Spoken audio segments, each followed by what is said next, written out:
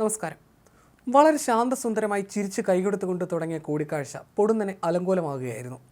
US president Donald ട്രംപും vice president JD വാൻസും Ukraine president Volodymyr സെലൻസ്കിയും തമ്മിലുള്ള നാടകീയമായ വാക്പോര് സോഷ്യൽ മീഡിയയിൽ ചൂടേറിയ വിഭവമായി മാറി. AI നിർമ്മിത വീഡിയോകളും മീമുകളും ട്രോളുകളും പെരുകുകയാണ്. ഓവൽ ഓഫീസിൽ ട്രംപും വാൻസും ചേർന്ന് സെലൻസ്കിയെ ഇരുത്തിപ്പൊരിക്കുന്നതും സെലൻസ്കി ചുട്ട മറുപടി കൊടുക്കുന്നതും എല്ലാം ലോകം മുഴുവൻ ടെലിവിഷനിൽ കണ്ടതോടെയാണ് സോഷ്യൽ മീഡിയ തിരക്കിലായത്. US-മായി പ്രകൃതി വിഭവ കരാർ ഒപ്പിടാനെത്തിയ സെലൻസ്കി സംയുക്ത വാർത്താ സമ്മേളനം റദ്ദാക്കി സ്ഥലം വിടുകയായിരുന്നു. മൂവരും തമ്മിൽ വാക്കുകൾ കൊണ്ടാണ് പോരടിച്ചതെങ്കിലും വീഡിയോയിൽ അത് കയ്യാങ്കളിയായി മാറി. ഓവൽ ഓഫീസിൽ ട്രംപിനും വാൻസിനുമൊപ്പം കൈകെട്ടിയിരിക്കുന്ന സെലൻസ്കി പെട്ടെന്ന് ആക്രമിക്കാനെന്നവണ്ണം ചാടി എണ്ണീറ്റ് ട്രംപിൻ്റെ കയ്യിൽ പിടിക്കുന്നതും ട്രംപ് ചെറുക്കുന്നതും പിന്നീട് അത് മൂവരും ചേർന്നുള്ള പിടിവലിയായി മാറുന്നതുമാണ് വീഡിയോയിൽ കാണുന്നത്.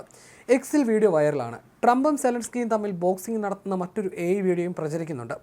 അതിനൊപ്പം നിരവധി ട്രോളുകളും മീമുകളും സോഷ്യൽ മീഡിയയിൽ ഷെയർ ചെയ്യപ്പെടുന്നുണ്ട്. ലോക നേതാക്കൾ തമ്മിലുള്ള കൂടിക്കാഴ്ചയിൽ അധികം കേട്ടുകേൾവി പോലുമില്ലാത്ത സംഭവ വികാസങ്ങൾക്കാണ് സെലൻസ്കി ട്രംപ് കൂടിക്കാഴ്ചയിലൂടെ വൈറ്റ് ഹൗസ് സാക്ഷിയായത്. യുക്രൈനിലെ അപൂർവ ധാതു വിഭവങ്ങളുടെ പങ്കാളിത്തത്തെ സംബന്ധിച്ച് തുടങ്ങിയ വൈറ്റ് ഹൗസ് ചർച്ച പെട്ടെന്നാണ് വഴിതിരിഞ്ഞതും പ്രകോപനപരമായതും.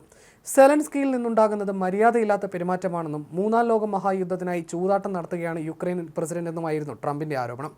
ട്രംപും വൈസ് പ്രസിഡന്റ് JD വാൻസും സെലൻസ്കിക്ക് നേരെ രൂക്ഷമായ ആക്ഷേപങ്ങളാണ് ചൊരിഞ്ഞത്.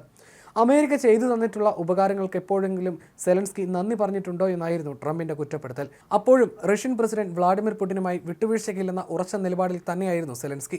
പുടിനെ കൊലയാളി എന്നാണ് സെലൻസ്കി വിളിച്ചത്.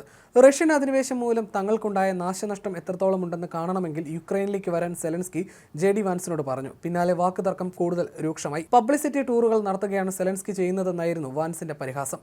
റഷ്യയുമായുള്ള സമാധാന കരാറിൽ അമേരിക്ക നിർദ്ദേശിക്കുന്ന ഏതു നിബന്ധനയും അനുസരിക്കണമെന്ന നീക്കമാണ് സെലൻസ്കിയെ ചോടിപ്പിച്ചത്.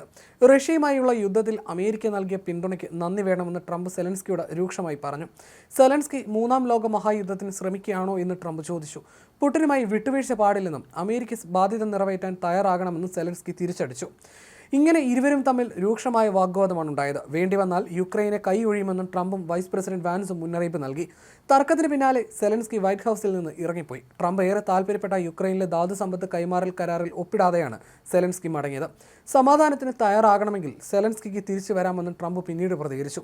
യുക്രൈന് വേണ്ടത് സമാധാനമാണെന്നും തങ്ങളുടെ ശ്രമം അതിനുവേണ്ടിയാണെന്നും സെലൻസ്കി പറഞ്ഞു. ട്രംപിന്റെ പേരെടുത്ത് പറയാതെ അമേരിക്കയുടെ പിന്തുണയ്ക്ക് നന്ദി എന്നായിരുന്നു സെലൻസ്കിയുടെ പ്രതികരണം. വൈറ്റ് ഹൗസിൽ അമേരിക്കൻ പ്രസിഡന്റ് ഡൊണാൾഡ് ട്രംപും യുക്രൈൻ പ്രസിഡന്റ് വ്ളാഡിമിർ സെലൻസ്കിയും നടത്തിയ കൂടിക്കാഴ്ച രൂക്ഷമായ വാക്പോരിൽ കലാശിച്ചതിന് പിന്നാലെ സെലൻസ്കിക്ക് പിന്തുണ അറിയിച്ച് രംഗത്തെത്തിയിരിക്കുകയാണ് വിവിധ യൂറോപ്യൻ രാജ്യങ്ങൾ. നല്ല സമയത്തും പരീക്ഷണഘട്ടത്തിലും യുക്രൈനൊപ്പം നിലയുറപ്പിക്കുമെന്നാണ് നിയുക്ത ജർമ്മൻ ചാൻസലർ ഫ്രെഡറിക് മെർസ് എക്സിലൂടെ വ്യക്തമാക്കിയത്. സ്ഥാനമൊഴിയുന്ന ചാൻസലർ ഒലാഫ് ഷോൾസും യുക്രൈന് പിന്തുണ അറിയിച്ച് രംഗത്തെത്തിയിട്ടുണ്ട്. ജർമ്മനിയെയും യൂറോപ്പിനെയും യുക്രൈന് എല്ലാ കാലത്തും ആശ്രയിക്കാമെന്ന് അദ്ദേഹം വ്യക്തമാക്കി.